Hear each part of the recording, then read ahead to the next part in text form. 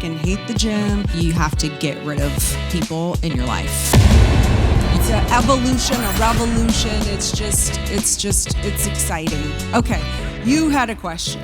My name is Eva Getz. I've followed you for a few years, and I have a question for each of you. When you were in that challenge before you were successful, when you were in that 50 to 100K mark, what were the steps that you took, maybe just one or two, that helped you go from here to finally, all right, I'm ready to flourish? Was it the discipline, or was it being in the right room? Is there something that those that are in that 50K mark, what can help them? I would say that you have to get rid of people in your life. You are staying small because you have people in your life who make sense of you staying small, are comfortable with you being small, who aren't pushing you to get bigger. And the fact that you can just say, I'm going to step away from this for right now. You don't have to make the other people wrong in your life. It's not their fault.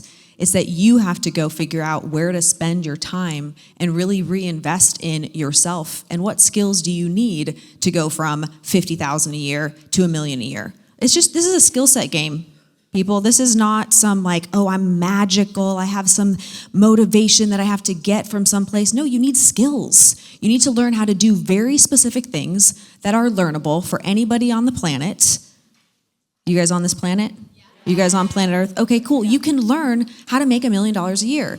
But the challenge I find is people they have this like little burning desire. Oh, I want to be $1 million a year earner. That sounds nice. And then they don't spend the time to get those skills because they're spending most of their time placating to people in their life or justifying to people in their life or spending too much time on TikTok or Instagram or all of the different places they're distracted with people that they need to cut out of their life. So people can be like physical people inside your ecosystem. Your friends, if they're comfortable with where you're at, you should probably get rid of your friends for a minute.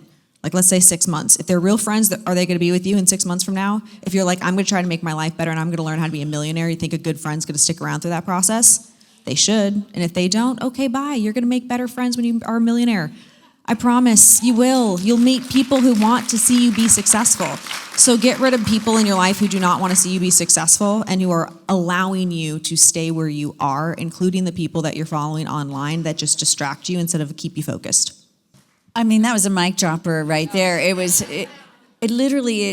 the best answer because you do need skill and you need to be competent and you need to have discipline and you can't go out and be the party person and still show up to work and kill it. Arrive early, really pay attention, really focus, pay attention to things that are not your job, get good at everything, and suddenly you end up being the person.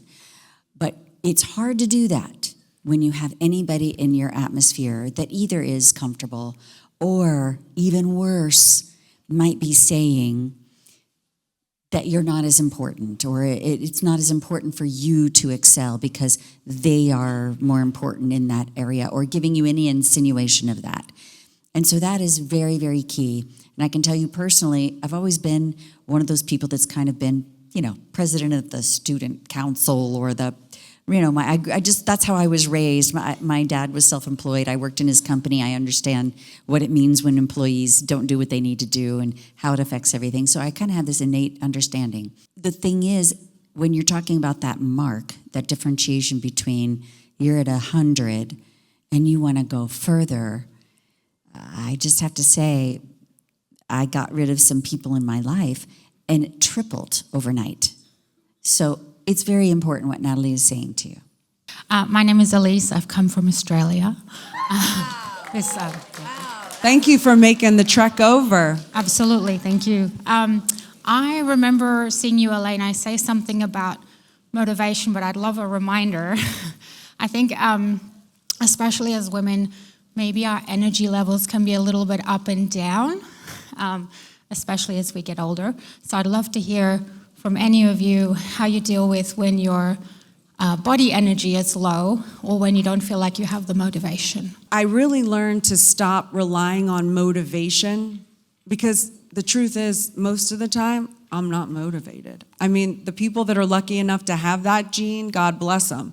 But I don't wake up motivated to go to the gym. I freaking hate the gym. I'm not motivated. I'm really not motivated. So I use discipline, and It sounds very unsexy. No one likes discipline. It sounds strict. It sounds boring, but it's actually become the best tool in my toolbox, because when you use discipline and you just do it anyway, whether you don't have motivation or you do, and you get in the habit of that consistency, you become unstoppable, unbreakable. You develop competency and you develop confidence in yourself. It's just the amount of goodness that comes out of discipline. The second thing is, especially now that I'm older, I've had just different things come up that I found very unusual for myself. And so with 10X Health, we got our gene test. I now know everything about myself scientifically. I never knew that before. I know what foods are good for me during weight loss, what foods, are good for me, but not good for me at weight loss, or what foods are toxic for me, period. And it could be anything random. We think, throwing this out there, broccoli is good for everyone. But is it? What if broccoli, I've been told it's good for me, but it's not good for me and my genes? It's actually toxic for me. So you learn everything about yourself. Then you're gonna learn how you process fats, carbs, proteins, how many calories you're supposed to have depending on what program you want to be in. Do you want to be in the weight loss, the weight maintenance, or do you want to be in sports performance? Because each one's going to give you a different calculation. So it's precision macros, how much fat I'm supposed to have, etc., based on my genes. And so what I do is, based on my genes, I have a little bit of a break. Like for the fat, I take a little, but a little more because the gene's a little broken. Because normal genes, you know how some people just have good genes, they can eat whatever you want to kill them, and they look great? That's because their gene functions properly. So mine has a little bitty break, so I take the little blockers. I have these little, do we have any? Somebody had some around here. So these are these are the supplements. So this is patented, coatings that are time released. These are actually the supplements. So this is a custom supplement tailored to you. So you're not taking fistful of vitamins anymore. Because with the fistful of vitamins, the generic fistful of vitamins that you take, 6 of them you don't really need, 2 of them are actually toxic for you, toxic in vitamins. And all of it is in the wrong dosage for you. So this is precision dosage customized for Chrissy for exactly what her body needs. And getting back to the blockers, and you take 1 of these a day, unless there might be somebody that gets 2 a day, but it's rare. 1 a day. I'm throwing it back. Ready? Oh, sorry, that was a bad throw. I take responsibility. It was a little high. And then again, just to end that, the blocker makes my gene now function and think it works. So I take just enough and it flushes out the rest. And it does that because it's tailor-made for my fat. It blocks the extra carbs that I don't need. So now with a good diet, if I'm to splurge, I take my blockers. It's not going to kill me, like whereas before. So it's revolutionary. We have the patent in 47 countries. It's the forefront of this technology. We're a decade ahead of anybody else. We're the only patent that has the precision nutrition. So based on your nutrition, the AI can come up with your recipes, your food to fit whatever category you're supposed to have. That technology, we are the only ones that have that patented for the next 15, 20 years. So anyone else wants to use that, they're paying us.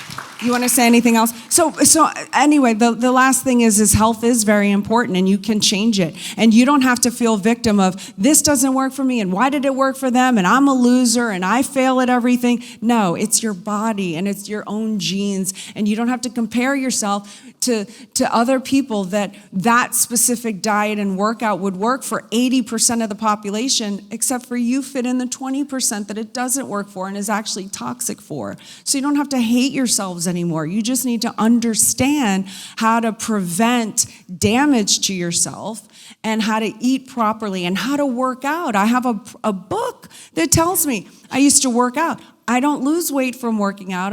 My body loses more weight from reduced calories. So how do I do that? I don't need 2 hours in the gym because I don't lose weight like that. But I do need strength and cardio. And my gene actually needs about a 50-50 blend. So the book tells me 17 minutes of Pilates, not 2 hours.